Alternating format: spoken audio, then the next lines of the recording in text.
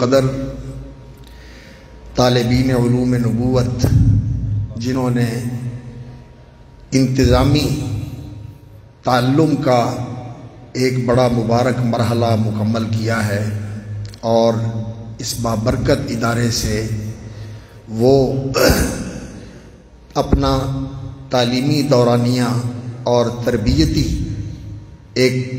مرحلہ مکمل کر کے میدان عمل میں اترنے والے ہیں۔ اس مجلس میں شریک یہ ہمارے فضلائے کرام جو اپنا آخری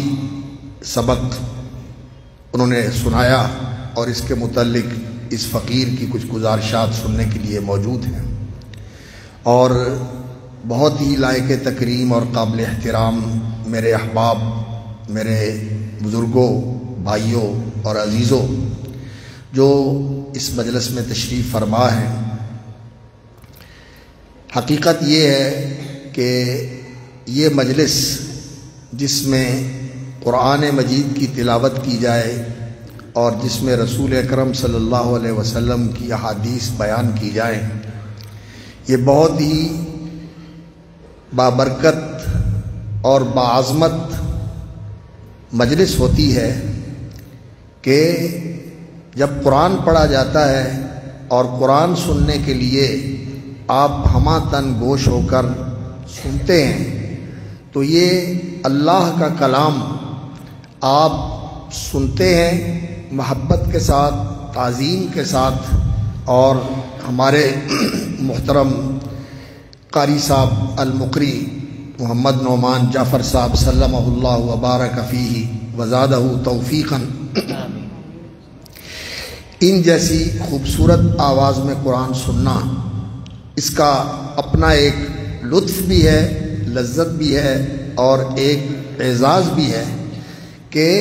جو قرآن سننے کے لیے بیٹھے ہوتے ہیں اللہ کے فرشتے ان کو اپنے گھیرے میں لے لیتے ہیں اور وہ ان کو اپنے گھیرے میں لے کر دوسرے فرشتوں کو بھی بلا لیتے ہیں جو اس طرح کی ذکر کی مجلسوں کی تلاش میں ہوتے ہیں۔ وہ کہتے ہیں کہ آؤ تمہارا مطلوب یہاں موجود ہے، اور وہ بھی آ جاتے ہیں۔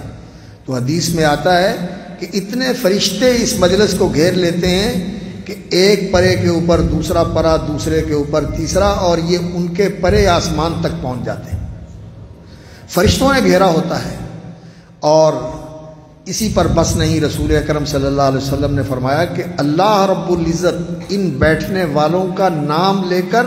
اپنے درباری فرشتوں میں ذکر کرتے ہیں اور فخر کرتے ہیں۔ کتنے خوش نصیب ہیں آپ لوگ کہ اللہ رب العزت آپ کا نام لے کر اپنے فرشتوں میں فخر فرما رہے ہیں۔ اور حقیقت یہ ہے کہ اگر انسان کو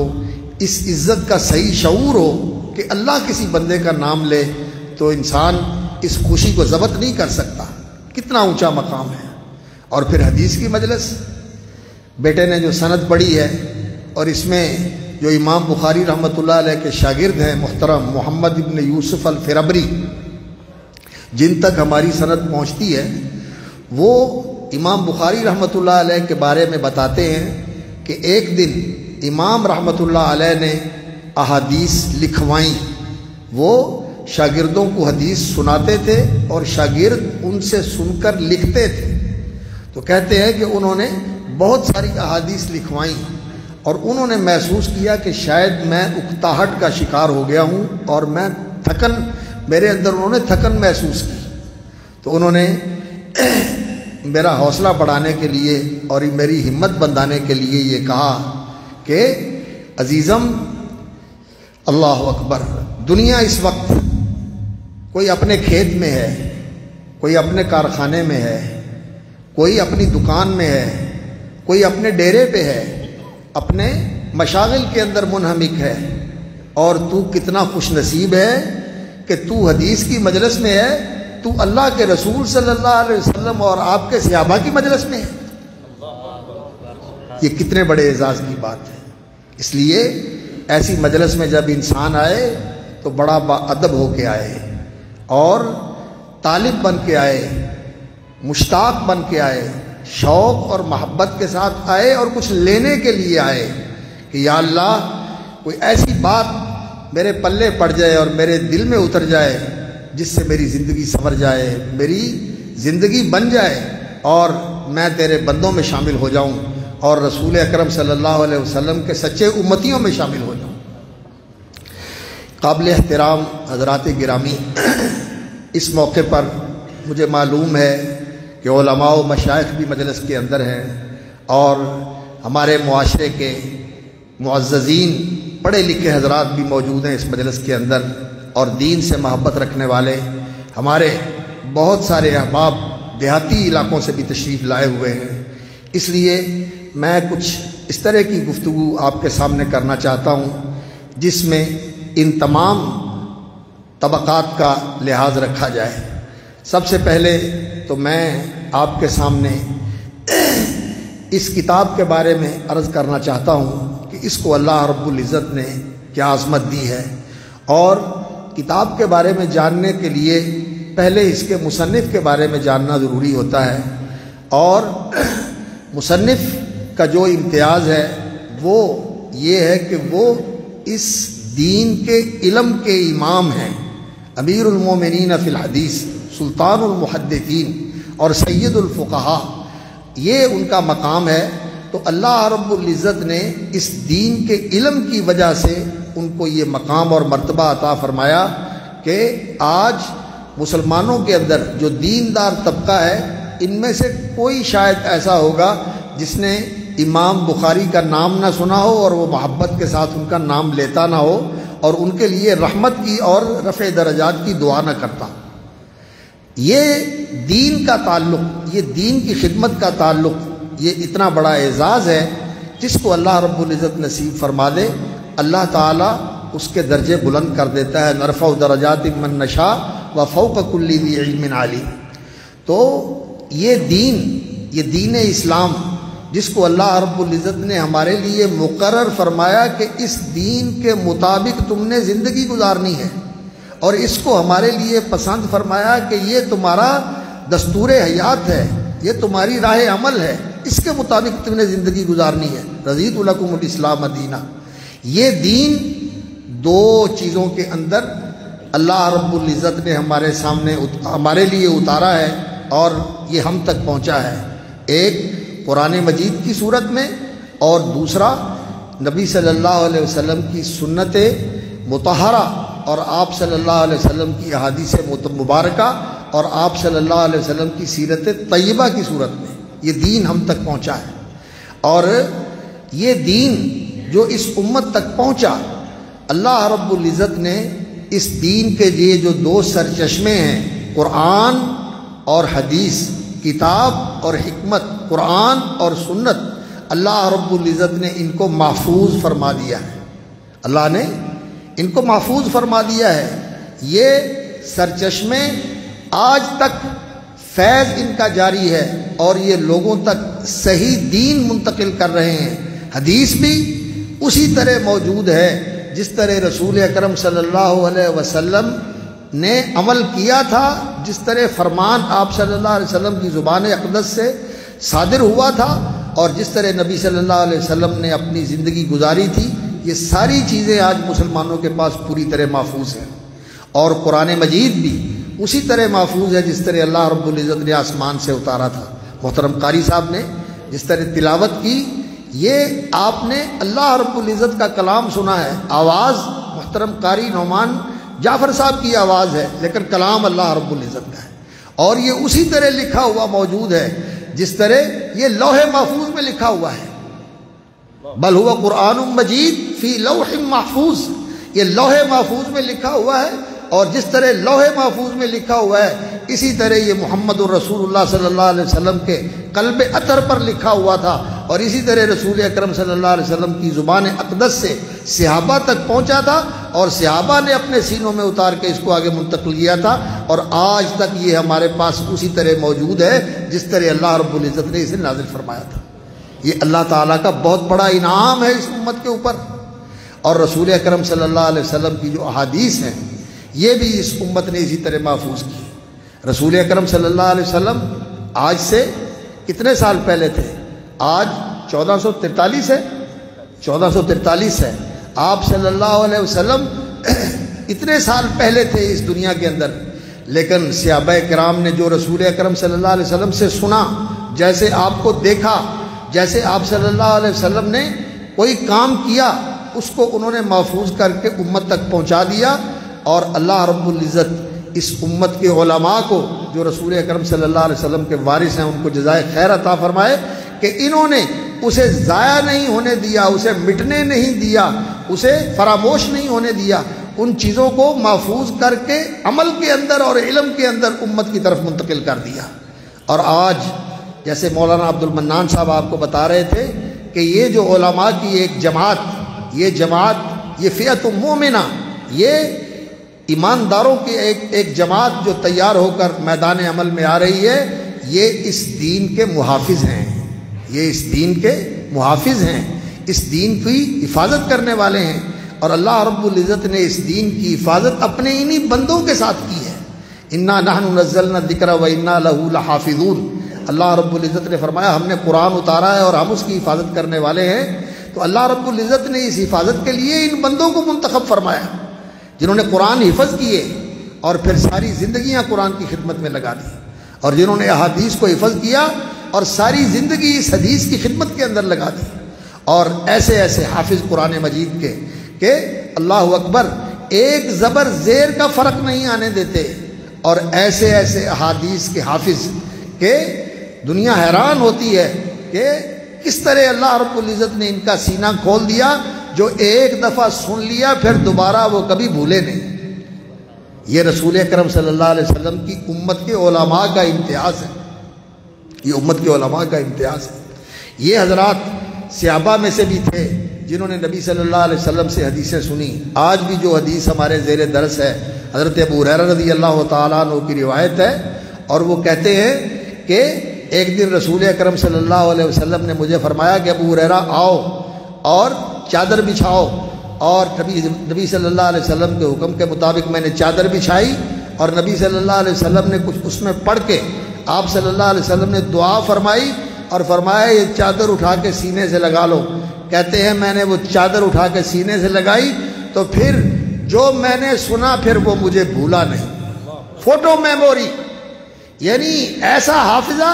کہ یہ جو آپ ریکارڈ کرتے ہیں یہ تو ڈیلیٹ ہو جاتا ہے، یہ تو ختم ہو جاتا ہے، ختم ہو کے اس کا فیتا خراب ہو جاتا ہے، لیکن حضرت ابو ہریرہ رضی اللہ تعالیٰ عنہ نے جو یاد کیا پھر بھولے نہیں۔ اور اسی طرح دیگر صحابہ تھے۔ حضرت ابو ہریرہ رضی اللہ تعالیٰ عنہ کی بات آ گئی تو میں آپ کو سناؤں۔ مدینہ کے گورنر تھے مروان، انہوں نے حضرت ابو ہریرہ رضی اللہ تعالیٰ عنہ کو ایک دفعہ بلایا اور ان سے کہا کہ نبی صلی اللہ علیہ وسلم کی کچھ احادیث سنائیں، کچھ احادیث نبی صلی اللہ علیہ وسلم کی سنائیں۔ انہوں نے سنائیں اور انہوں نے پردے کے پیچھے اپنے سیکرٹری کاتب کو بٹھا لیا کہ جو سنا رہے ہیں یہ لکھتے جاؤ، یہ لکھتے جاؤ۔ وہ لکھتے گئے تو حضرت ابو ہریرہ رضی اللہ تعالیٰ نے جتنی اللہ رب العزت نے توفیق دی حدیثیں سنائیں، اور اس کے بعد مجلس برخاست ہو گئی۔ تو سال سوا سال کے بعد پھر اس نے حضرت ابو ہریرہ رضی اللہ تعالیٰ عنہ کو بلایا اور کہنے لگا حضرت آپ تشریف لائے تھے، ایک دفعہ میں نے عرض کیا تھا اور آپ نے کچھ حدیثیں سنائی تھی، اگر نوازش فرمائیں تو وہ حدیثیں ہمیں دوبارہ سنا دیں، ذرا اندازہ کیجئے۔ تو حضرت ابو ہریرہ رضی اللہ تعالیٰ عنہ نے جو حدیثیں سنائی تھیں اسی ترتیب کے ساتھ دوبارہ سنا دی۔ یہ اللہ رب العزت نے ان علماء کو امتیاز دیا تھا، محدثین کو، حفاظ حدیث میں جو رئیس الحفاظ ہیں حدیث رسول کے وہ حضرت ابو ہریرہ رضی اللہ تعالیٰ عنہ، دیگر صحابہ بھی اسی طرح کے تھے، اور اس طرح کے لکھنے، اس طرح کے یاد کرنے والے تھے۔ کئی محدثین ایسے ہیں جو کہتے ہیں کہ میں لکھنے کی زحمت گوارا نہیں کرتا، جو سنتا ہوں لکھنے کی ضرورت ہی نہیں ہے، جو میں سنتا ہوں فوراً میرے ذہن میں محفوظ ہو جاتا ہے۔ امام بخاری رحمۃ اللہ علیہ کا جن کی یہ کتاب عزیزوں نے ختم کی ہے اور آپ اس کا آخری سبق جو ہے وہ سننے کے لیے موجود ہیں۔ امام بخاری رحمۃ اللہ علیہ کی زندگی کا واقعہ ہے کہ وہ اپنے اساتذہ کے پاس، ان کے ساتھی کہتے ہیں کہ ہمارے ساتھ امام بخاری رحمۃ اللہ علیہ پڑھنے کے لیے آئے اور وہ سنتے استاد سے، لکھتے کچھ نہیں تھے۔ ایک دن، 2 دن، 5 دن، 10 دن، 15-20 دن کے بعد ہم نے کہا جوان تم یہاں آئے ہو پڑھنے کے لیے، آ کے بیٹھ جاتے ہو اور ایسے ہی اٹھ کے چلے جاتے ہو، کیوں وقت ضائع کرتے ہو؟ انہوں نے کہا کیسے وقت کیسے ضائع کرتا ہوں، میں جو کچھ سنتا ہوں مجھے یاد ہے۔ انہوں نے کہا لکھتے تو تم ہے کچھ نہیں۔ کہنے لگے جو تم نے لکھا ہے سناؤ، جو تم نے لکھا ہے سناؤ۔ جو انہوں نے لکھا تھا انہوں نے سنایا اور پیش کیا۔ کہنے لگے تجھ سے یہ لفظ رہ گیا، تجھ سے یہ لفظ رہ گیا، اور مجھے سارا یاد ہے جو استاد نے سنایا۔ یہ خصوصیت اللہ رب العزت نے ان لوگوں کو عطا فرمائی، اور ان لوگوں کی وجہ سے یہ دین محفوظ ہے۔ اللہ رب العزت کی عطا، اللہ کا فضل، اللہ رب العزت کی عنایت اور اس کی تائید، اللہ رب العزت نے ان لوگوں سے اس دین کو محفوظ کیا، اور اس دین کو آج امت مسلمہ تک اللہ رب العزت نے اسی سلسلے کے اور اسی طریقے کے ساتھ پہنچایا ہے۔ اور جس طرح ہمارا نسب ہوتا ہے کہ ہم آدم کی اولاد ہیں، اور ایک خاندان ہوتا ہے، ننیال کے اور ددیال کے اثرات جو ہیں وہ اگلی نسلوں میں منتقل ہوتے ہیں۔ ننیال کے اثرات اور ددیال کے اثرات اگلی نسلوں میں منتقل ہوتے ہیں۔ اسی طرح یہ علم بھی ایک ایسی چیز ہے، یہ ورثہ ہے، یہ اثاثہ ہے اور یہ سرمایہ ہے۔ یہ بھی اللہ رب العزت نے نبیوں کو عطا فرمایا، اور نبیوں کا یہ ورثہ امت کے علماء نے لیا، اور علماء سے آگے ان کے شاگردوں نے لیا، صحابہ نے لیا، صحابہ سے تابعین نے لیا، اور تابعین سے اتباع التابعین نے، اور تبع الاتباع نے، اور محدثین نے، اور فقہاء نے، اور اسی طرح امت کے علماء کے اندر یہ سلسلہ چلتا رہا۔ اور یہ بیٹے نے جو سند پڑھی، اس نے رسول اللہ صلی اللہ علیہ وسلم تک اپنی پوری سند آپ کو سنائی ہے کہ مجھے فلاں نے پڑھایا۔ جن استادوں کا نام لیا وہ میرے بھی استاد ہیں، حافظ بنیامین صاحب رحمۃ اللہ علیہ۔ حافظ بنیامین صاحب رحمۃ اللہ علیہ میرے بھی استاد تھے۔ میں نے ان سے حدیث تو نہیں پڑھی، میں نے ان سے اور کتابیں پڑھی ہیں، لیکن حافظ گودلوی رحمۃ اللہ علیہ ان کے بھی استاد تھے، اور میرے وہ دادا استاد ہیں، وہ میرے دادا استاد ہیں۔ میرے استاد تھے مولانا ثناء اللہ ہوشیار پوری اور حافظ عبداللہ بڈی مالوی رحمۃ اللہ علیہ۔ ان سے میں نے صحیح مسلم پڑھی اور صحیح بخاری پڑھی، اور انہوں نے حافظ گودلوی رحمۃ اللہ علیہ سے پڑھی، اور انہوں نے امام عبد الجبار غزنوی رحمۃ اللہ علیہ سے اور حافظ عبد المنان وزیر آبادی رحمۃ اللہ علیہ سے پڑھی، اور انہوں نے شیخ الکل میاں نذیر حسین صاحب رحمۃ اللہ علیہ سے پڑھی۔ اور میری سند جو ہے وہ ایک واسطے کے ساتھ میں نے حضرت مولانا عبدالغفار حسن رحمۃ اللہ علیہ سے سند لی، انہوں نے مجھے اجازت دی، اور انہوں نے حافظ احمد اللہ دہلوی رحمۃ اللہ علیہ سے پڑھا، اور حافظ احمد اللہ دہلوی رحمۃ اللہ علیہ نے شیخ الکل سید نذیر حسین دہلوی رحمۃ اللہ علیہ سے پڑھا۔ تو میں دو واسطوں کے ساتھ مولانا عبدالغفار حسن اور حضرت حافظ احمد اللہ دہلوی، ان دو واسطوں کے ساتھ شیخ الکل حضرت سید نذیر حسین رحمۃ اللہ علیہ تک میری سند پہنچتی ہے۔ تو یہ سند جو ہے یہ ان کے ساتھ جوڑ دیتی ہے، اور یہ جو اتصال ہے یہ ایسے ہی ہے جیسے گرڈ اسٹیشن کے ساتھ اس بطنی کا واسطہ جڑا ہوا ہے۔ جہاں بجلی پیدا ہو رہی ہے اور وہاں سے پیدا ہو کر جہاں تقسیم ہوتی ہے گرڈ اسٹیشن میں آتی ہے، اور وہاں سے منتقل ہو کر یہاں یہ روشنی دے رہی ہے، اور اگر درمیان میں واسطہ کٹ جائے تو پھر یہاں روشنی نہیں رہے گی۔ اور یہ روشنی جو ہمیں مل رہی ہے یہ روشنی ہے جو ہمارے ظاہر کو روشن کرتی ہے، اور یہ روشنی جو علم کی روشنی ہے اس کو اللہ رب العزت نے نور کہا ہے، وَأَنزَلْنَا إِلَيْكُمْ نُورًا مُبِينًا قَدْ جَاءَكُم مِّنَ اللَّهِ نُورٌ وَكِتَابٌ مُبِينٌ۔ اور اسی نور کی وجہ سے محمد الرسول اللہ صلی اللہ علیہ وسلم نور ہدایت تھے، آپ صلی اللہ علیہ وسلم نور ہدایت تھے۔ اللہ رب العزت نے آپ کے بارے میں قرآن مجید میں یہ فرمایا، اِنَّا أَرْسَلْنَاكَ شَاهِدًا وَمُبَشِّرًا وَنَذِيرًا وَدَاعِيًا إِلَى اللَّهِ بِإِذْنِهِ وَسِرَاجًا مُنِيرًا۔ آپ روشن سورج ہیں، ہدایت کا روشن سورج ہے۔ یہ روشنی نبی صلی اللہ علیہ وسلم سے پہنچتی ہوئی آج آپ تک پہنچ رہی ہے، اور یہ اس ظلمت کدے کے اندر، دنیا کی اس اندھیر نگری کے اندر یہ لوگ ہیں جو یہ دین کی روشنی پھیلا رہے ہیں۔ دین کی روشنی سچی بات ہے، اگر روشنی ہوتی ہے تو اسی دین کے ساتھ روشنی ہوتی ہے۔ اللہ کی معرفت، اللہ کی محبت، اللہ کی بندگی، یہ ہے جو اس معاشرے کو منور کرتی ہے، وگرنہ یہ دنیا اور یہ معاشرہ اندھیر نگری ہے۔ اللہ نور السماوات والارض، آسمان و زمین کا نور کون ہے؟ اسے منور کرنے والا کون ہے؟ اللہ۔ اور اللہ تعالیٰ نے محمد الرسول اللہ صلی اللہ علیہ وسلم کو نور ہدایت اور سراج منیر بنایا، اور نبی صلی اللہ علیہ وسلم نے کیا فرمایا؟ فرمایا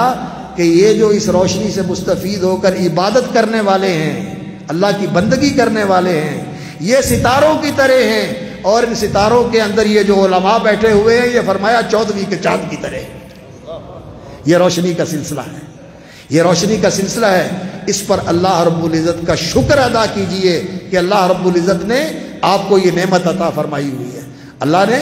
اس بات پر بھی اللہ رب العزت نے شکر کی تعلیم دی، وَاذْكُرُوا نِعْمَتَ اللَّهِ عَلَيْكُمْ وَمَا أَنزَلَ عَلَيْكُمْ مِنَ الْكِتَابِ وَالْحِكْمَةِ، اللہ کی نعمت کو یاد کرو اور اس نعمت کو یاد کر کے اللہ کا شکر کرو۔ وَاذْكُرُوا نِعْمَتَ اللَّهِ عَلَيْكُمْ وَمَا أَنزَلَ عَلَيْكُمْ مِنَ الْكِتَابِ وَالْحِكْمَةِ، کہ اللہ رب العزت نے تمہارے اوپر کتاب و حکمت نازل فرمائی۔ محمد رسول اللہ صلی اللہ علیہ وسلم کو اللہ تعالیٰ نے کتاب و حکمت کی تعلیم دی۔ وَأَنزَلَ اللَّهُ عَلَيْكَ الْكِتَابَ وَالْحِكْمَةَ وَعَلَّمَكَ مَا لَمْ تَكُنْ تَعْلَمْ، اور نبی صلی اللہ علیہ وسلم نے صحابہ کو تعلیم دی اور صحابہ نے تابعین کو، اور یہ سلسلہ اسی طرح چلتا ہوا آج ہم تک پہنچا۔ تو یہ اللہ کی نعمت ہے، اور یہ علماء بھی اللہ تعالیٰ کا احسان ہے کہ یہ علماء امت کے اندر موجود ہیں۔ ان علماء کے ساتھ یہ دین زندہ اور قائم ہے۔ یقین جانیے، جہاں علماء اٹھ گئے وہاں علم اٹھ گیا، وہاں علم اٹھ گیا، اور جہاں علم اٹھ گیا وہاں عمل اٹھ گیا۔ عمل بھی نہیں رہتا، علم کے بغیر عمل بھی نہیں ہوتا۔ یہ علم اور عمل جو رسول اکرم صلی اللہ علیہ وسلم دونوں چیزیں لے کر آئے ہیں، هو الذی ارسل رسولہ بالہدی ودین الحق لیظہرہ علی الدین کلہ۔ رسول اکرم صلی اللہ علیہ وسلم الہدا یہ علم ہے، ودین الحق یہ عمل ہے۔ الہدا ہدایت، ودین الحق اور سچی فرما برداری۔ سچی فرما برداری کیا ہے؟ جو حکم آیا مان لیا، جو سنا اس کو اپنا لیا۔ اللہ کا حکم، اللہ کے رسول صلی اللہ علیہ وسلم کا حکم، اس لیے کہ رسول اکرم صلی اللہ علیہ وسلم دین کے معاملے میں اپنی طرف سے کچھ نہیں کہتے، جو کہتے ہیں اللہ کی طرف سے کہتے ہیں، جو کرتے ہیں وحی کی روشنی میں کرتے ہیں۔ ان اتبع الا ما یوحی الی، میں صرف وحی کی پیروی کرتا ہوں، اور دین کے بارے میں جو کہتے ہیں ما ینطق عن الہوی ان هو الا وحی یوحی، اپنی چاہت اور اپنی مرضی سے نہیں کہتے، اللہ کی وحی سے کہتے ہیں۔ رسول اکرم صلی اللہ علیہ وسلم اللہ کی وحی سے دین کی بات کرتے ہیں، اور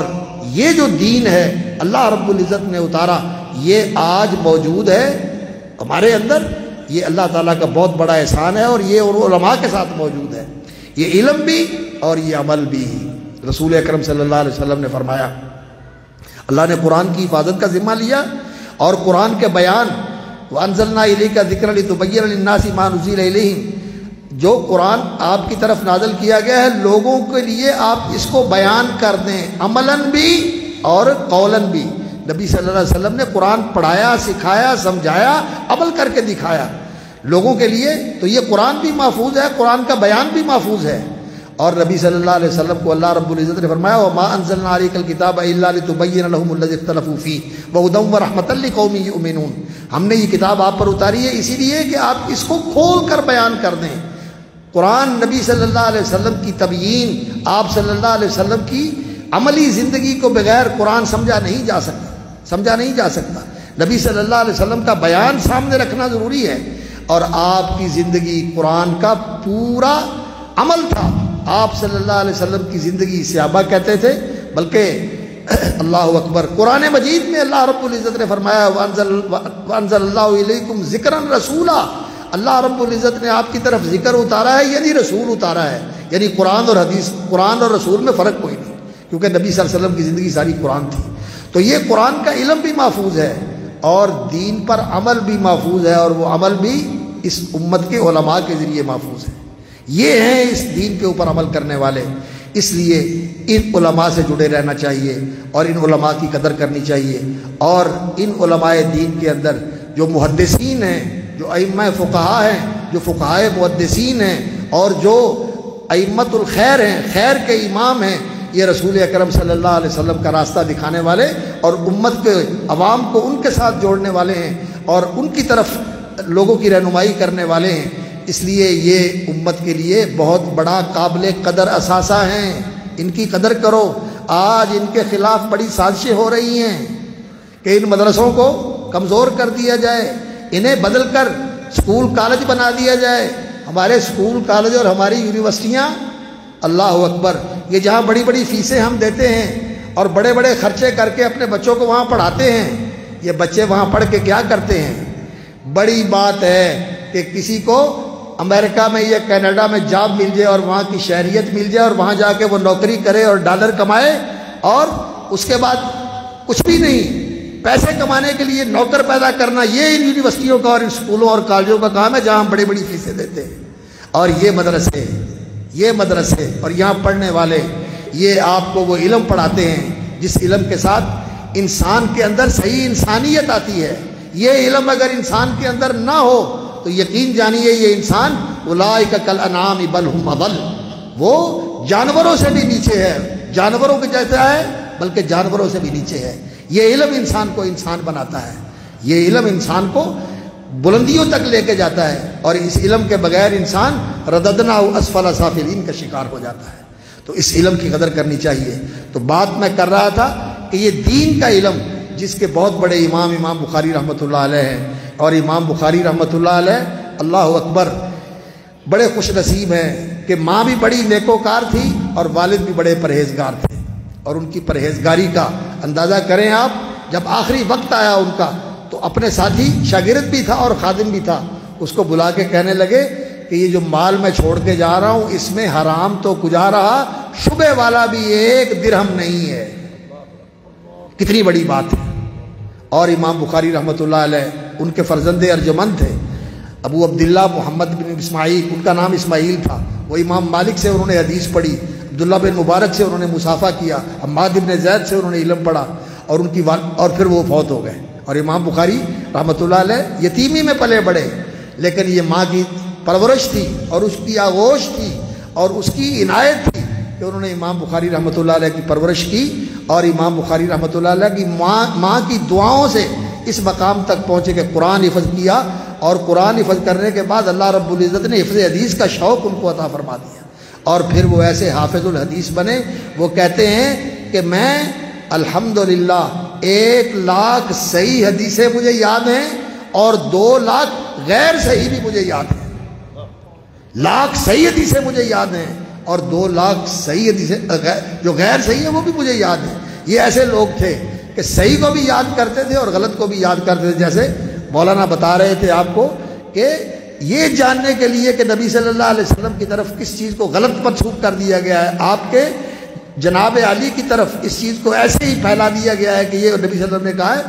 یہ جاننے کے لیے بھی علماء نے ان چیزوں کو محفوظ کر دیا، ان کی بھی نشاندہی کر دی، اور نبی صلی اللہ علیہ وسلم کی حدیث کی بھی نشاندہی کر دی. اور امام بخاری رحمۃ اللہ علیہ نے جو 6 لاکھ احادیث جمع کی تھی اس کے اندر آپ ذرا اس سے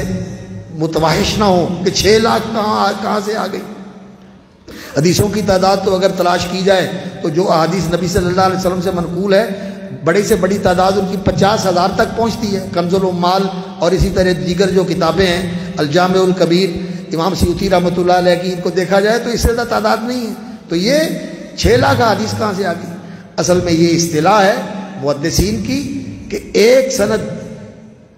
ایک روایت، ایک سلسلے کے ساتھ جو منقول ہوتی ہے اس کو ایک حدیث قرار دیتے ہیں. جب وہی حدیث دوسرے سلسلے کے ساتھ آتی ہے تو وہ 2 بن جاتی ہے، وہی حدیث تیسرے سلسلے کے ساتھ آتی ہے تو وہ 3 بن جاتی ہے. اور ایک ایک حدیث کو انہوں نے 10 20 سلسلوں سے سنا ہے تو وہ 10 اور 20 حدیثیں بن جاتی ہیں. تو سلسلوں کے تعدد کی وجہ سے حدیثوں کی تعداد بڑھ جاتی ہے. تو وہ کہتے ہیں کہ میں نے 6 لاکھ احادیث سے اس کتاب کا انتخاب کیا ہے. اور یہ کوئی ایسے نہیں جیسے آج کل ہمارے PhD کے اور MPhil کے رسالے تیار ہوتے ہیں، کسی کو کہا کہ تو کر دے اور کچھ ہی سے اکٹھا کیا اور ڈگری لے لی. اللہ اکبر، ایسے نہیں. یہ زندگی ہے جس زندگی کو انہوں نے اس دین کے لیے وقف کر دیا، اس کے لیے وقف کر دیا. 16 سال صرف کیے اس کتاب کے لکھنے کے اوپر، 16 سال صرف کیے، 16 سال صرف کیے. 6 لاکھ حدیثوں کا ذخیرہ ان کے پاس تھا، اس میں سے اسے انتخاب کیا. اور وہ کہتے ہیں کہ میرا طریقہ یہ ہے کہ میں نے ہر کتاب کو 3 دفعہ لکھا. ہمارے تو لکھنے کا یہ طریقہ ہوتا ہے نا کہ پہلے مواد جمع کیا، علمی لوازمہ جمع کیا، اور اس کے بعد اس کو ترتیب دیا، اور ترتیب دینے کے بعد اس کو پیش کر دیا. لیکن امام بخاری رحمۃ اللہ علیہ کے بارے میں جو محققین ہیں انہوں نے لکھا کہ وہ اس کو پیش کرتے تھے اپنے اساتذہ کے سامنے، اور اساتذہ اگر اس پر کسی چیز پر نقد کرتے اور اس کی اصلاح کے لیے توجہ دلاتے تو اس کی اصلاح کر کے پھر پیش کرتے 3 بار. اور جو لکھا اس کتاب کو، یہ جو امام بخاری رحمۃ اللہ علیہ کی کتاب ہے جس کو یہ شرف حاصل ہے امت کے اتفاق کے ساتھ، جب سے یہ لکھی گئی ہے اس وقت سے لے کر آج تک امت کے علماء یہ بات کہتے ہیں کہ اصح الکتب بعد کتاب اللہ، قرآن کے بعد اگر کوئی صحیح ترین کتاب ہے تو امام بخاری رحمۃ اللہ علیہ کی الجامع الصحیح ہے، اور جب تک کوئی عالم اسے پڑھے نا اسے مستند عالم نہیں سمجھا جاتا۔ لوگ اس کی حدیث پر عمل کریں یا نہ کریں لیکن اسے پڑھتے ضرور ہیں، اسے پڑھتے ضرور ہیں، کیونکہ امام بخاری رحمۃ اللہ علیہ نے اسے میزان بنا دیا ہے، اسے علم کا میزان بنا دیا ہے، صحیح اور غلط کی پہچان کا معیار بنا دیا ہے، ایک سٹینڈرڈ بنا دیا ہے امام بخاری رحمۃ اللہ علیہ سے۔ پڑھنا پڑتا ہے اس کے بغیر، اور اس کے بغیر انسان صحیح عالم نہیں سمجھا جاتا۔ تو خیر امام بخاری رحمۃ اللہ علیہ نے یہ کتاب 16 سال میں لکھی، اور پھر اللہ رب العزت نے اس کو ایسا قبول بخشا کہ جب اس کتاب کا درس دیتے تھے آپ تو ماشاءاللہ بہت بڑی تعداد کے اندر سارا اندر باہر بھرا ہوا ہے، امام بخاری رحمۃ اللہ علیہ کے درس میں ہزاروں لوگ ہوتے تھے، اور کہتے ہیں کہ جن لوگوں نے باقاعدہ امام بخاری رحمۃ اللہ علیہ سے یہ کتاب سن کے اس کا درس لیا اور اس کی سند لیا ان کی تعداد 90,000 ہے، 90,000 ان کی تعداد۔ اللہ رب العزت نے اس کتاب کو یہ قبول عطا فرمایا، اور علماء نے جو لکھا ہے اس کے اوپر، جو اس کی خدمتیں کی ہیں، اور اس کے رجال کے اوپر، اس کی حدیث کے اوپر، اس کے مطابعات اور شواہد کے اوپر، اور اس کے جو مسائل ہیں ان کے اوپر، اس کے ابواب کی شرح کے اندر، یہ ایک پوری لائبریری ہے، اہل علم جانتے ہیں۔ اللہ رب العزت نے اس کتاب کو قبولیت عطا فرمائی، اور یہ دین کی وجہ سے ہے کہ اللہ رب العزت دین والوں کو عظمت عطا کرتے ہیں، اللہ تعالیٰ ان کو رفعت عطا کرتے ہیں، اور دلوں کے اندر اللہ رب العزت ان کی محبت ڈال دیتے ہیں۔ کیوں؟ اس لیے کہ یہ رسول اکرم صلی اللہ علیہ وسلم کے دین کے خادم ہیں۔ اللہ تعالیٰ ہمیں ان سے محبت کرنے والا بنائے، جیسا کہ حضرت ابو ذر رضی اللہ تعالیٰ عنہ نے کہا، یا تو عالم ہونا چاہیے انسان کو، کن عالمن، عالم بنو ماشاءاللہ جیسے یہ بنے ہیں، او متعلمہ، یا سیکھنے والے طالب علم بنو، او مستمعہ، یا سننے والے جیسے آپ سننے کے لیے بیٹھے ہوئے ہیں سننے والے بنو، اور یا ان سے محبت کرنے والے بنو۔ ان چاروں سے نکل کے بدبختوں میں شامل نہ ہونا، جو اس حلقے میں نہیں آتا، عالم نہیں، متعلم نہیں، سننے والا نہیں، محبت کرنے والا نہیں، اس کا رحمت کے ساتھ کوئی تعلق نہیں، وہ اللہ کی رحمت سے دور ہے، کیونکہ رسول اکرم صلی اللہ علیہ وسلم نے فرمایا ہے، اللہ اکبر، کہ یہ دنیا جو ہے یہ اللہ کی رحمت سے محروم ہے سوائے اللہ کے ذکر کے اور اس کے ساتھ تعلق رکھنے والی چیزیں، یا پھر دین کا علم رکھنے والا اور دین کا علم سیکھنے والا، یہی ہیں جن پر اللہ کی رحمت اترتی ہے، اور ان کی وجہ سے دوسرے لوگوں کو بھی اس رحمت سے حصہ ملتا ہے۔ اور اگر یہ اللہ کا ذکر کرنے والے اور اللہ کا پیغام پہنچانے والے اور دین کا علم رکھنے والے اور دین کا علم سکھانے والے نہ ہوں تو یقین جانیے اس زمین کی بساط لپیٹ دی جائے، یہ سلسلہ ختم کر دیا جائے۔ تو خیر بات لمبی ہو رہی ہے، میں عرض کرتا ہوں کہ امام بخاری رحمۃ اللہ علیہ نے جو اس کتاب کو لکھا تو اس کے اندر انہوں نے سب سے پہلے جو وحی کا باب قائم کیا، تو امام بخاری رحمۃ اللہ علیہ کے بارے میں، ان کی منقبت کے بارے میں علماء کے اقوال، ان کے معاصرین کے اقوال، اور ان کے بعد جو علماء کے اقوال ہیں، یہ سلسلہ شروع کر دیا جائے تو اسی کے لیے گھنٹے چاہیے، اس لیے میں صرف یہ چھوڑتا ہوں، بس یہ بتا دیا کہ وہ امیر المومنین فی الحدیث اور سلطان المحدثین سید الفقہاء، اور ان کے اساتذہ کی گواہی کے ساتھ افقہ خلق اللہ فی زماننا، ہمارے زمانے میں سب سے زیادہ دین کی سمجھ رکھنے والے، اور سید الفقہاء، تمام دین کی سمجھ رکھنے والے کو سردار اور ان کے پیشوا اور ان کے رہنما ہیں امام بخاری رحمۃ اللہ علیہ۔ تو امام بخاری رحمۃ اللہ علیہ نے جو یہ کتاب لکھی، اس کے اندر پھر انہوں نے صحیح بات ہے فقاہت، علمیت اور دین کے حقائق، لطائف، معارف، بصائر، ان کے جو نکات اور جو ان کے رموز اور اسرار جمع کر دیے ہیں، آج تک اہل علم اس پہ سر دھنتے ہیں اور امام بخاری رحمۃ اللہ علیہ کو دعائیں دیتے ہیں کہ اللہ رب العزت نے ان کو کیا حافظہ دیا تھا، اور کیا بصیرت اور کیا فقاہت اللہ رب العزت نے ان کو عطا فرمائی تھی۔ اس کی ابتدا کی ہے اور انہوں نے بدل وحی سے، اس لیے کہ اس دین کی بنیاد کس چیز کے اوپر ہے؟ میری سوچ، آپ کی سوچ، لوگوں کا رواج، لوگوں کا طرز عمل، یہ دین نہیں ہے، دین اللہ نے اتارا ہے۔ اتبعوا ما انزل الیکم من ربکم، جو اللہ کی طرف سے اتارا گیا ہے اس کی پیروی کرو، دین وہ ہے جو اللہ نے اتارا، وہ حق ہے، اور جو اللہ نے نہیں اتارا وہ باطل ہے۔ اس لیے لوگوں کے رواج، لوگوں کی رسمیں، لوگوں کی سوچ، لوگوں کے قانون، لوگوں کے ضابطے، یہ جو لوگوں نے بنایا ہوئے یہ دین نہیں بن سکتے، یہ دین نہیں بن سکتے، اور ان کے ساتھ عدل بھی نہیں ہو سکتا اور ان کے ساتھ امن بھی نہیں ہو سکتا۔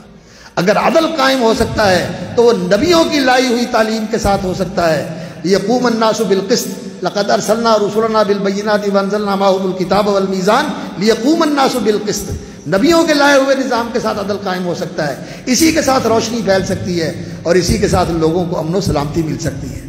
الذین آمنوا ولم یلبسوا ایمانهم بظلم اولئک لهم الامن وهم مہتدون۔ تو امن، سلامتی، عدل اس دین کے علم کے ساتھ قائم ہو سکتا ہے۔ تو انہوں نے وحی سے اس کو شروع کیا، بدل الوحی سے، کہ دین کی بنیاد وحی کے اوپر ہے، اور اس کے لیے انما الاعمال بالنیات والی حدیث لے کے آئے کہ اس دین کے لیے انسان کو مخلص ہونا چاہیے، یعنی اس کے اندر اخلاص ہونا چاہیے، اللہ کی رضا کے لیے یہ کام کرے، دین پڑھے، دین پہ عمل کرے، اس لیے اللہ راضی ہو جائے، اللہ کو راضی کرنے کے لیے۔ اور پھر یہ جو دین کا علم ہے اس پر ایمان اور یقین رکھنا ضروری ہے۔ بدل الوحی کے بعد کتاب الایمان لے کے آئے، اس لیے ایمان کا معنی ہے تصدیق کرنا، اس کو حق اور صحیح سمجھنا اور اسے قبول کرنا، اور قبول کر کے الایقان والاذعان، اس پہ یقین رکھنا اور اس پر عمل کرنا۔ یہ ایمان کی کتاب لے کے آئے، ایمان کے مسائل ذکر کیے، اور پھر جب اس کو مان لیا ہے کہ اللہ کی طرف سے آیا ہے تو برحق ہے، اللہ کے رسول صلی اللہ علیہ وسلم لے کے آئے ہیں تو یہ سچ ہے، تو پھر اس کو سیکھنا ہے، جاننا ہے، اور جان کے پھر اس پر عمل کرنا ہے۔ اور پھر یہ اس کی تفصیلات بیان فرمائی ہیں انہوں نے اس کتاب کے اندر، اور یہ سلسلہ کتاب بدل الوحی اور اس کے بعد کتاب الایمان، کتاب العلم، اور یہ سلسلہ چلتے چلتے چلتے چلتے 97 کتابیں ہیں، اور بعض نسخوں کے اندر 98 اور بعض کے اندر 100 کتابیں ہیں امام بخاری رحمۃ اللہ علیہ کی اس کتاب کے اندر۔ یہ ایک کتاب نہیں ہے، یہ 100 کتابوں کا مجموعہ ہے، اور ان کتابوں کے اندر جو ابواب ہیں یہ 3880 کے قریب ابواب ہیں، یعنی ایک ایک باب کے اندر کئی کی حدیثیں ہیں اور ان کے اندر کئی کی مسائل ہیں، یہ علم کا ایک دفتر ہے۔ اور پھر امام بخاری رحمۃ اللہ علیہ اسی طرح نماز کے مسائل، زکوٰۃ کے مسائل، روزے کے مسائل، حج کے مسائل، عمرے کے مسائل، جہاد کے مسائل، سودے کے مسائل، اور بیوع کے اندر اہل علم یہاں موجود ہیں۔ یقین جانیے جو لوگوں کے لین دین کے اندر جتنی صورتیں ہیں، فقہ کی کتابوں میں اتنی تفصیل نہیں ہے جتنی امام بخاری کی الجامع الصحیح کے اندر تفصیل موجود ہے۔ کمال ہے۔ کتاب الکفالہ، کتاب الحوالہ، کتاب اللقطہ، کتاب المظالم، اور اسی طرح کتاب الاجارہ، سارے ابواب جو ہیں امام بخاری رحمۃ اللہ علیہ نے اس کتاب کے اندر ذکر کیے ہیں۔ اور پھر اسی طرح جو عدالت کے معاملات ہیں، ریاست کے معاملات ہیں، کتاب الاحکام، اس کے اندر یہ بیان فرمائے۔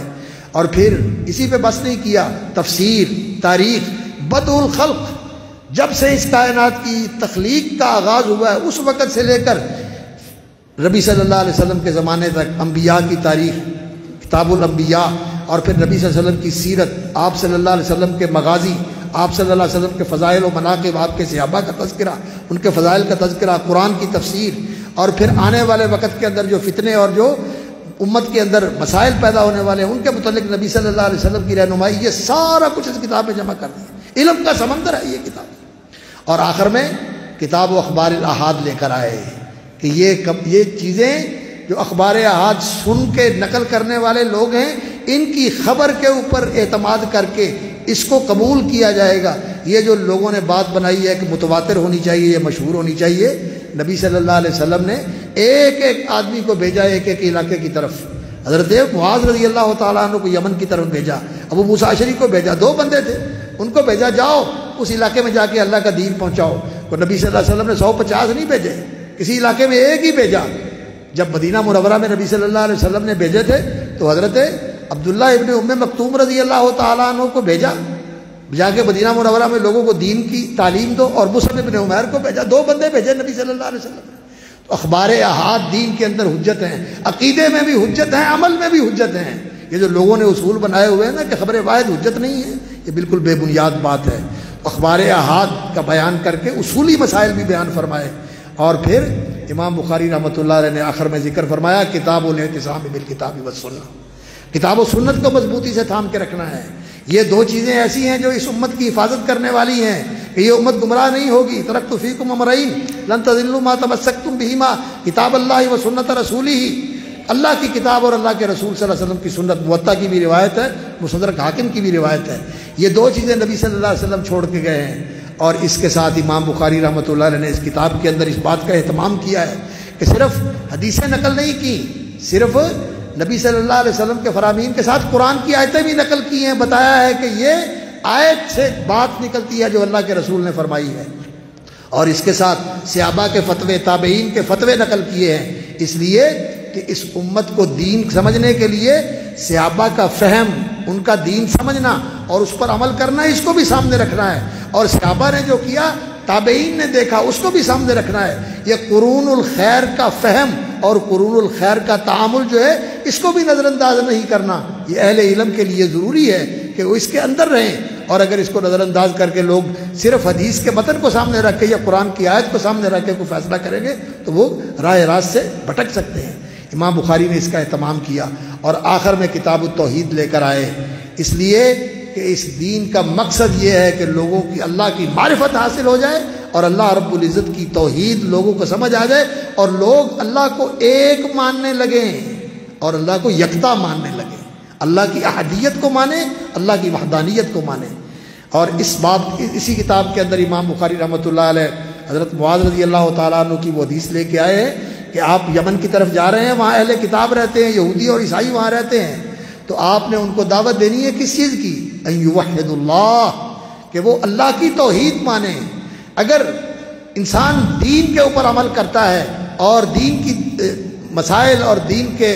اعمال کے اوپر انسان کا التزام ہے لیکن اس کی زندگی میں توحید نہیں، شرک کے ساتھ آلودہ ہے، شرک کے اندر ڈوبا ہوا ہے، تو یقین جانیے سب کچھ برباد ہو جاتا ہے، کیونکہ رسول اللہ صلی اللہ علیہ وسلم کو بھی اللہ رب العزت نے مخاطب کر کے فرمایا، مخاطب انہیں کیا اور سنایا کس کو؟ آپ کی امت کو، اور 18 نبیوں کا ذکر کیا سورۃ الانعام کے اندر، اور اللہ رب العزت نے بتایا کہ اگر یہ بھی بفرض محال اگر ایسا ہو کہ ان سے شرک سرزد ہو جائے تو ان کا بھی کیا کرایا برباد ہو جائے گا، تو آج اس امت کو ضرورت ہے کہ وہ شرک کو پہچانے اور شرک کو چھوڑے اور اپنی توحید کو خالص کرے۔ اس کے بغیر دین کوئی قیمت نہیں رکھتا اگر اس کے اندر شرک کی ملاوٹ ہو جائے، اور اسی طرح یہ دین خالص ہونا چاہیے، یہ سنت کے مطابق ہونا چاہیے۔ اگر بدعت کی آمیزش ہو جائے، نبی صلی اللہ علیہ وسلم کا طریقہ چھوٹ جائے، نبی صلی اللہ علیہ وسلم کی سنت سے ہٹ جائیں، تو نبی صلی اللہ علیہ وسلم نے فرمایا پھر وہ دین نہیں رہتا، وہ مردود ہو جاتا ہے۔ من عمل عملا لیس علیہ امرنا فہو رد۔ اعتصام بالکتاب و سنہ کے اندر یہی چیز بتائی گئی ہے کہ دین کے اندر توحید ضروری ہے اور دین کے اندر نبی صلی اللہ علیہ وسلم کی سنت کا اتباع ضروری ہے۔ اور آخر میں امام بخاری رحمۃ اللہ علیہ نے اس کتاب کا جو اختتام فرمایا ہے وہ باب قول اللہ تعالی ونضع الموازین القسط لیوم القیامہ، اس باب پر فرمایا ہے، اس لیے کہ انسان جب پیدا ہوتا ہے، زندگی گزارتا ہے، تو سب سے آخری مرحلہ کیا ہوگا؟ اللہ کی بارگاہ میں پیش ہو کر انسان کی ساری زندگی کا کیا ہوا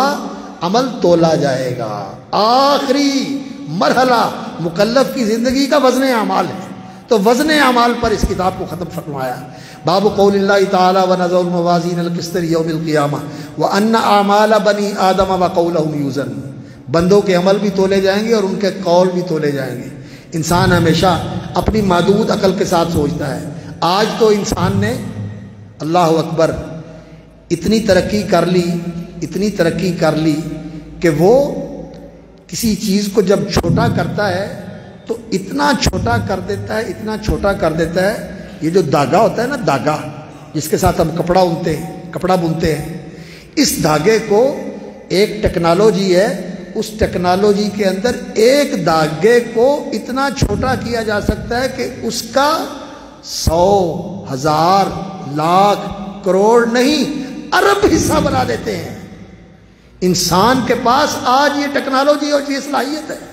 اتنا چھوٹا اس کو کر دیا جاتا ہے، اور انسان کی آواز کو محفوظ کر لیا جاتا ہے، انسان کی تصویر کو محفوظ کر لیا جاتا ہے، اور انسان کن کن چیزوں کا وزن کر لیتا ہے، بڑی بڑی وزنی چیزیں بھی تول لیتا ہے اور بڑی بڑی چھوٹی چیزیں بھی تول لیتا ہے۔ آپ ایک کاغذ رکھیں اور اس کاغذ کے اوپر باریک پینسل کے ساتھ ایسے کر کے نشان لگا دیں، جب اس ترازو کے اوپر اس کاغذ کو پینسل کا نشان لگنے کے بعد تولا جائے گا تو پہلے کا وزن بھی بتا دے گا اور اس پینسل کے نشان سے جو اس کے اندر اضافہ ہو گیا وہ وزن بتا دے گا۔ یہ تو انسان کا کام ہے، انسان نے اتنے باریک پیمانے تیار کر لیے، اور اللہ رب العزت نے تولنا ہے میری آواز کو، میرے قول کو، اور میرے وزن اور میرے عمل کو۔ اللہ رب العزت کے لیے کیا مشکل ہے۔ یہ انسان جس ماحول میں ہوتا ہے، دیہاتی ماحول میں ہوتا ہے تو وہ کہتا ہے یہ کیسے ہو سکتا ہے، شہری ماحول میں ہوتا ہے تو وہ کہتا ہے یہ کیسے ہو سکتا ہے، لیکن جو علمی ماحول کے اندر، سائنسی ماحول کے اندر ہے، وہ دیکھتے ہیں کہ بہت کچھ ہو رہا ہے، بہت کچھ ہو رہا ہے۔ اور اللہ رب العزت نے جو کہہ دیا ہے، بس جب اللہ نے کہہ دیا تو یہ برحق ہے، جو اللہ کی طرف سے آیا، انت الحق ووعدک الحق وقولک حق، اللہ تو حق، اللہ تیرے وعدے حق، اللہ تیرا فرمان برحق، اس میں غلطی کا امکان کوئی نہیں۔ تو بندے کا وزن کیا جائے گا، عمل کا بھی، عمل اللہ رب العزت نے تولنا ہے۔ اور رسول اکرم صلی اللہ علیہ وسلم نے فرمایا کہ ترازو کے اندر جو رکھی جانے والی چیزیں ہیں، ان میں جو بہت وزنی چیز ہے وہ کیا ہے؟ انسان کا اچھا اخلاق۔ ما من شیء یوضع فی المیزان یوم القیامت اثقل من خلق حسن، خلق، آپ کا برتاؤ، سلوک، لوگوں کے ساتھ آپ کا رویہ، آپ کا ملنا برتنا، یہ جو آپ کا عمل ہے اس کو تولا جائے گا ترازو کے اندر، اور یہ بہت بھاری ثابت ہوگا۔ تو نبی صلی اللہ علیہ وسلم نے یہ بتایا کہ یہ بڑی بھاری چیز ہے۔ اور اسی طرح اللہ اکبر، یہ جو کلمہ ہم پڑھتے ہیں لا الہ الا اللہ، حضرت نوح علیہ الصلوۃ والسلام کی وصیت ہے، اور انہوں نے اپنے بیٹے کو وصیت فرمائی تھی، اور اپنے دو بیٹوں کو وصیت فرمائی تھی، اور کہا تھا کہ دو باتوں کی تمہیں وصیت کرتا ہوں، ایک لا الہ الا اللہ پڑھنا، اور دوسرا سبحان اللہ و بحمدہ پڑھنا۔ اور لا الہ الا اللہ کے بارے میں بتایا کہ لا الہ الا اللہ اتنا وزنی کلمہ ہے، یہ ساتوں آسمان اور ساتوں زمینیں ایک پلڑے میں رکھ دی جائیں، اور یہ لا الہ الا اللہ ایک پلڑے میں رکھ دیا جائے، لا الہ الا اللہ بھاری ہے، کلمہ بھاری ہے۔ تو ان اعمال کا وزن ہے، اقوال کا وزن ہے، اعمال کا وزن ہے۔ وَأَنَّ أَعْمَالَ بَنِي آدَمَ وَقَوْلُهُمْ يُوزَنُ، اور یہ جو ہمارے علمی حلقوں کے اندر، درسی مجلسوں کے اندر جو مسائل ہوتے ہیں، جو مباحث ہوتے ہیں، ترکیب کے، اعراب کے، تقدیم اور تاخیر کے، بلاغت کے، اس مجلس میں وہ کرنے ٹائم بھی نہیں ہے، اور ذرا آپ لوگوں کے لیے تھوڑے سے بوجھل بن جاتے ہیں، اس لیے کہ بزم میں اہل نظر بھی ہیں، تماشائی بھی ہیں، تو سب کا لحاظ کرنا ہوتا ہے، اس لیے میں ان کی طرف نہیں آیا، صرف موٹی موٹی بات میں آپ کے سامنے رکھ رہا ہوں۔ وَأَنَّ أَعْمَالَ بَنِي آدَمَ وَقَوْلُهُمْ يُوزَنُ وَقَالَ مُجَاهِدٌ الْقِسْطَاسُ وَالْعَدْلُ بِالرُّومِيَّةِ، اللہ رب العزت نے قرآن مجید میں فرمایا ہے وَزِنُوا بِالْقِسْطَاسِ الْمُسْتَقِيمِ، تو میزان، اس کے مترادف دوسرا لفظ قرآن مجید میں قسطاس استعمال ہوا ہے، اور یہ آخر میں سین کی بجائے را کے ساتھ بھی استعمال ہوتا ہے، قسطار اور قسطار بھی پڑھا جاتا ہے۔ تو قسطاس جو ہے میزان کو کہتے ہیں، اور امام مجاہد جو بہت بڑے مجاہد ابن جبر تابعی ہیں اور قرآن کے مفسر اور حضرت عبداللہ ابن عباس کے شاگردوں میں شمار ہوتے ہیں، وہ کہتے ہیں کہ قسطاس سے مراد ہے عدل، القسطاس العدل بالرومیہ، رومی زبان میں ہے، رومی لاطینی زبان، یونانی رومی، اس کی اصل جو ہے وہ لاطینی ہے، اور یہ یورپ کی جتنی زبانیں ہیں، مشرقی یورپ ہو یا مغربی یورپ ہو، ان ساری زبانوں کی اصل ماں جو ہے وہ لاطینی زبان، اس کے اندر قسطاس کا لفظ جو ہے یہ عدل کے معنی میں استعمال ہوتا ہے، اور انگریزی کے اندر بھی یہ لفظ موجود ہے، قسطس، جسٹس، جسٹیفائی کرنا، عدل کرنا، انصاف کرنا، یہ لفظ استعمال ہوتا ہے، وہ کہتے ہیں یہ عدل کے معنی میں استعمال ہوتا ہے، القسطاس والعدل بالرومیہ۔ اور وَيُقَالُ الْقِسْطُ مصدر المقسط، قسط جو ہے یہ مقسط کا لفظ، مقسط کا ماخذ ہے، یہ اس کا اسم مصدر ہے، مقسط سے، مقسط کا معنی ہوتا ہے عدل کرنے والا، ان اللہ یحب المقسطین، قرآن میں اللہ رب العزت نے فرمایا وَأَقْسِطُوا، اور عدل کرو، ان اللہ یحب المقسطین۔ اور اسی قاف سین طوا کے ساتھ یہ لفظ، یعنی کاف پر زبر پڑھیں تو قسط بن جاتا ہے، اور کاف پر زیر پڑھیں تو قسط بن جاتا ہے، اور معنی بدل جاتا ہے۔ اس لیے قرآن کے پڑھنے میں انسان کو بہت محتاط ہونا چاہیے، زبر زیر سے معنی بدل جاتا ہے۔ قسط اگر کاف کے کسرے کے ساتھ، زیر کے ساتھ پڑھیں تو اس کا معنی عدل ہے، اور اگر زبر کے ساتھ پڑھیں گے تو اس کا معنی ظلم بن جائے گا، اور قرآن مجید میں یہ استعمال ہوا ہے، وَأَمَّا الْقَاسِطُونَ فَكَانُوا لِجَهَنَّمَ حَطَبًا، اور یہاں جو لغوی بحثیں ہیں میں ان کی طرف نہیں جا رہا۔ تو مقسط کا معنی عادل ہوتا ہے، اور قاسط کا معنی ظالم ہوتا ہے۔ قرآن مجید میں اللہ رب العزت نے وَأَمَّا الْقَاسِطُونَ فَكَانُوا لِجَهَنَّمَ حَطَبًا، جو ظلم کرنے والے ہیں وہ ظلم اپنی جان پر کرتے ہیں اور اللہ کی مخلوق پر ظلم کرتے ہیں، اللہ کا کوئی کچھ نہیں بگاڑ سکتا، وہ جہنم کا ایندھن بننے والے ہیں۔ اور پھر امام بخاری رحمۃ اللہ علیہ نے اپنی سند بیان فرمائی، قال حدثنا احمد بن اشکاب، بن بھی ٹھیک ہے اور اشکابہ بھی ٹھیک ہے، دونوں طرح پڑھنا صحیح ہے۔ قال حدثنا محمد بن فضیل، یہ احمد ابن اشکاب اصل کوفی ہیں، احمد ابن اشکاب، ان کے والد کا نام جو تھا وہ حرم تھا، غالباً ذہن سے نکل گیا، تو ان کے والد وہ احمد اشکاب ان کا لقب تھا، اور وہ پہلے کوفے میں رہتے تھے، اور صفار وہ پیتل کا کام کرتے تھے، پیتل کا برتن وغیرہ بیچتے تھے، صفار ان کا لقب ہے۔ وہ بعد میں مصر میں چلے گئے اور وہیں جا کر امام بخاری رحمۃ اللہ علیہ نے ان سے حدیث لی، اور ان کے استاد جو ہیں محمد ابن فضیل ابن غزوان، یہ کوفی ہیں، یہ کوفے کے رہنے والے تھے، اور ان کے استاد جو ہیں عمارۃ بن القعقاع، یہ عمارۃ بن القعقاع ہے، اور دوسری جگہ پر عمارۃ بن القعقاع سے محمد ابن فضیل کا سما بھی ثابت ہے، حدثنا کے ساتھ بھی وہ روایت کرتے ہیں، حدثنا عمارۃ بن القعقاع کہتے ہیں، ان ابی زرعہ تھا، یہ ابو زرعہ یہ حرم،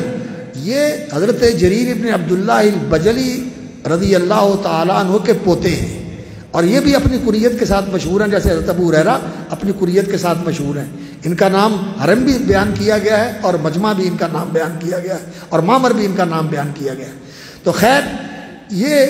حضرت ابو زرعہ رضی اللہ، حضرت ابو زرعہ رحمۃ اللہ علیہ، یہ امام حضرت ابو ہریرہ رضی اللہ تعالیٰ عنہ کے خصوصی شاگرد، ان کے ملازمین میں سے تھے،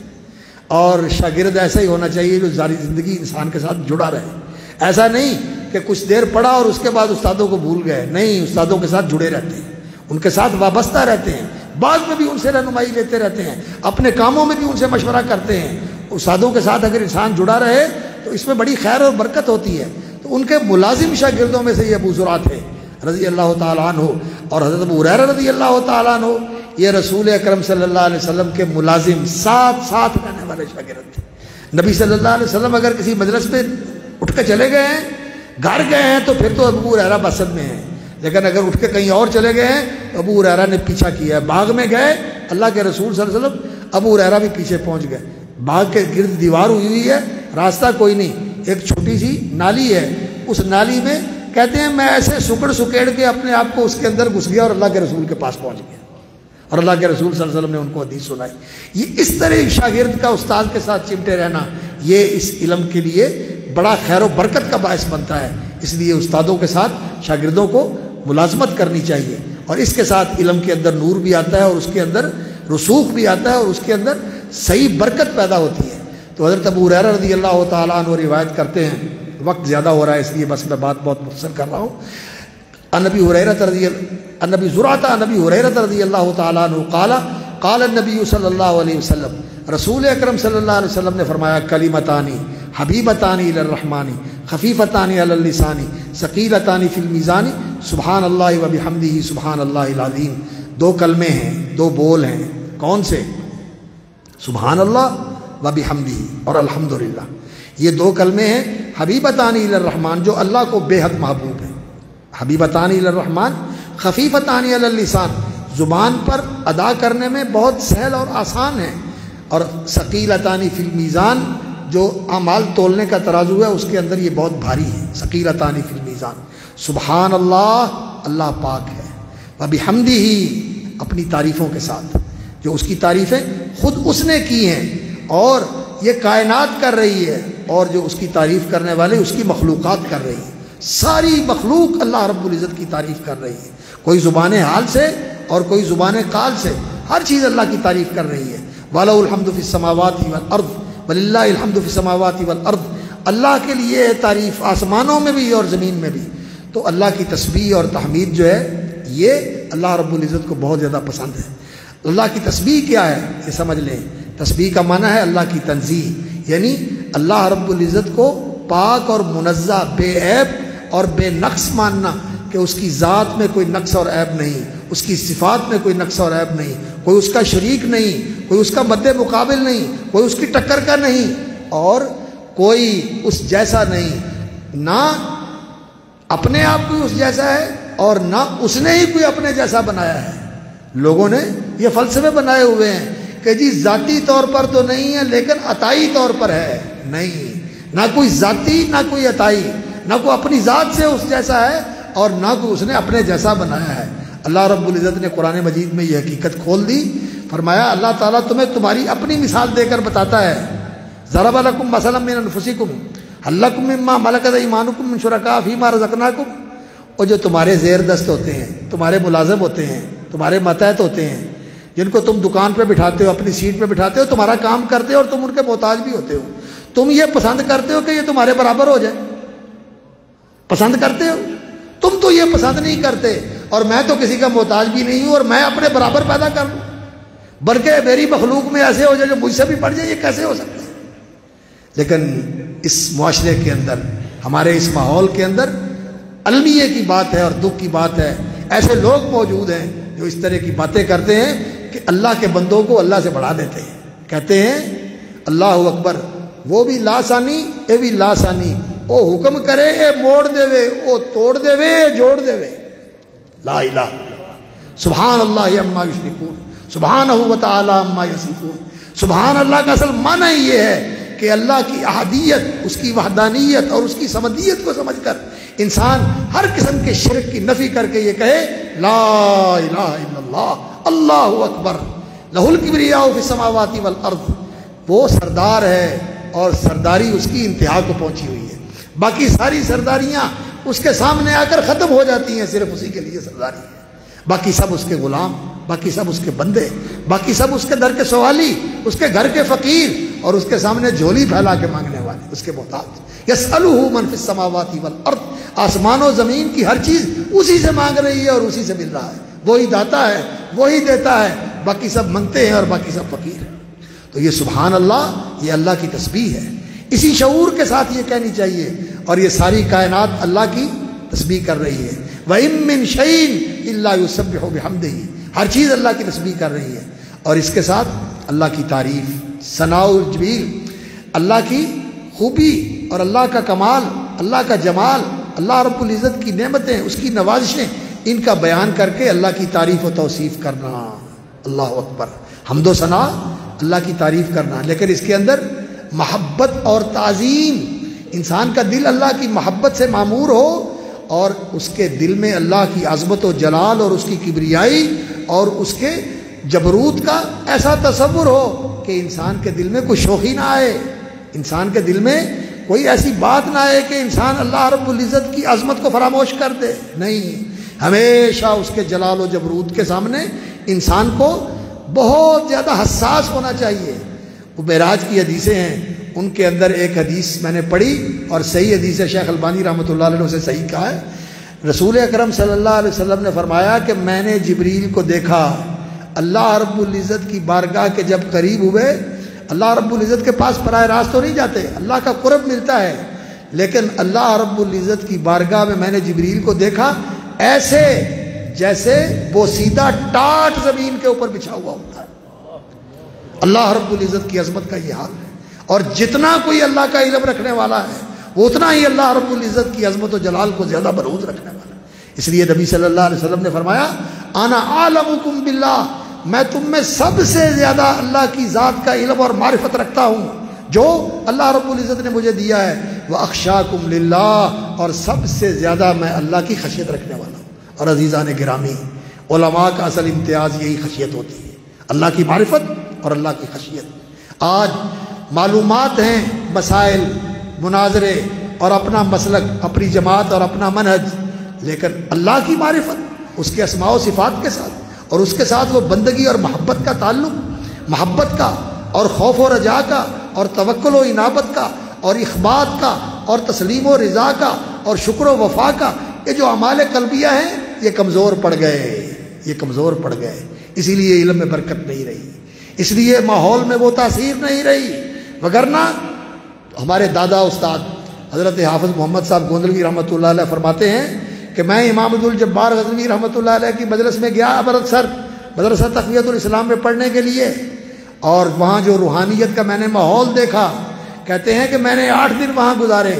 اور جو میرے اوپر روحانیت کا اثر تھا، میں حیران تھا کہ جو لوگ یہاں رہتے ہیں ان کے دل پھٹ کیوں نہیں جاتے۔ یہ چیز ہے جو اہل علم کا اصل اختصاص ہے، ہمیں اس پر توجہ دینی چاہیے، اور یہ اہل اللہ کے ساتھ محبت، جو زندہ ہوں ان کے ساتھ تعلق اور محبت اور ان کی صحبت میں بیٹھنا، اور جو دنیا سے چلے گئے ہیں ان کی کتابوں کے ساتھ رہنا، اور خاص طور پر قرآن مجید جو انسان کو اللہ کے ساتھ جوڑنے والا ہے، اور حدیث نبوی اور سیرت نبوی جو نبی صلی اللہ علیہ وسلم کے ساتھ انسان کو جوڑنے والی ہے، اس کا اہتمام کریں اپنی تربیت کے لیے، اپنے ایمان کے لیے، اپنے اصلاح کے لیے، پڑھانے کے لیے اور درس دینے کے لیے نہیں، اپنی اصلاح کے لیے، اپنے تزکیے کے لیے، اپنی تکمیل کے لیے، اپنی انسانیت کی تعمیر کے لیے۔ اور عزیزان گرامی، آپ نے یہ انتظامی مرحلہ تو مکمل کر لیا، لیکن تعلم کا اور تحصیل علم کا مرحلہ زندگی بھر ختم نہیں ہوتا۔ امام بخاری رحمۃ اللہ علیہ کیا جو قول انہوں نے نقل کیا حضرت عبداللہ حضرت عمر رضی اللہ تعالیٰ عنہ کا، وہ آپ نے پڑھا، تفقہوا قبل ان تسودوا، ذمہ داریاں پڑھنے سے پہلے فقاہت حاصل کر لو، دین کی سمجھ حاصل کر لو۔ اور امام ابو عبداللہ بخاری نے کیا کہا، وبعد ان تسودوا، ذمہ داریاں ملنے کے بعد، شیخ الحدیث بننے کے بعد، خطیب پاکستان بننے کے بعد بھی تفقہوا، یہ تفقہ کا سلسلہ جاری رہنا چاہیے، علم پڑھتے رہنا چاہیے۔ اور امام ترمذی رحمۃ اللہ علیہ نے جامع کے اندر فرمایا، تعلموا قبل ان تسودوا وبعد ان تسودوا، علم سیکھتے رہو، اور علم سیکھتے رہنے سے ہی آتا ہے۔ اور یہ اگر تحصیل علم کا سلسلہ موقوف کر دیا جائے، علم کا زوال شروع ہو جاتا ہے۔ اور دوسری بات میں یہ کہوں گا، یونیورسٹیوں میں جاؤ، کالجوں میں جاؤ، حکومتی اداروں میں جاؤ، لیکن مسجد اور مدرسے سے تعلق نہ کمزور کرنا، مسجد سے جڑے رہنا، مدرسے سے جڑے رہنا۔ یہ مدرسہ آپ کو اصحاب صفا کے ساتھ جوڑ دیتا ہے، اور یہ مسجد آپ کو رسول اکرم صلی اللہ علیہ وسلم کے ساتھ جوڑ دیتی ہے، جن کا ممبر، جن کی مسند اور جن کا مصلی اس مسجد کے اندر ہے، اس کے ساتھ جڑے رہیں۔ اور باقی اپنے مستقبل کی فکر نہ کریں، انشاءاللہ العزیز اللہ رب العزت اپنے بندوں کو ضائع نہیں کرتا، اللہ اپنے بندوں کو ضائع نہیں کرتا۔ اللہ رب العزت آپ کو عالم بعمل بنائے، دین کا مخلص داعی بنائے، امت کا مصلح بنائے۔ اور سچی بات ہے، یہ مرکز المودہ الخیری جو ہمارے محسنین کا اور ہمارے محترم حافظ عبد الکریم صاحب حافظہ اللہ اور ان کی یہ ٹیم، حافظ محمد نذیر صاحب اور ان کے جو رفقا شیخ عطا اللہ صاحب اور سارے اساتذہ جنہوں نے اس مرکز کی آبیاری کی ہے اور یہاں یہ فیض کا سرچشمہ جاری کیے ہوئے ہیں، یہ محبتیں بانٹنے والا مرکز ہے۔ یہاں سے لوگوں کو پیار ملتا ہے، محبت کا پیغام ملتا ہے، اور یہ خیر کی خیرات تقسیم کرنے والا ادارہ ہے۔ اس کو مضبوط کریں، اسے توانا کریں، اسے اور زیادہ فعال کریں، اپنے بچوں کو یہاں بھیج کر کے وہ پڑھیں اور اس کو مضبوط کریں، ان کے دست و بازو بنیں، ان کے ساتھ کھڑے ہوں۔ اللہ رب العزت اسے قائم رکھے، یہاں کے اساتذہ کے علم و عمل میں برکت فرمائے، اور یہاں کے جو محسنین اور معاونین ہیں ان کے مال میں، ان کی زندگیوں میں اور ان کی صحت میں، ان کی اولاد میں اللہ رب العزت برکت فرمائے، اور ہم سب کو دین پر استقامت نصیب فرمائے، اور اللہ تعالیٰ اس دین کے راستے میں ہمیں قبول فرما لے۔ میں معذرت کرتا ہوں منتظمین سے کہ بات لمبی ہو گئی، اور حق تو یہ ہے کہ حق ادا نہ ہوا، اللہ رب العزت قبول فرمائے، اور جو کمی کوتاہی رہ گئی اللہ معاف فرمائے۔ وآخر دعوانا الحمدللہ رب العالمین۔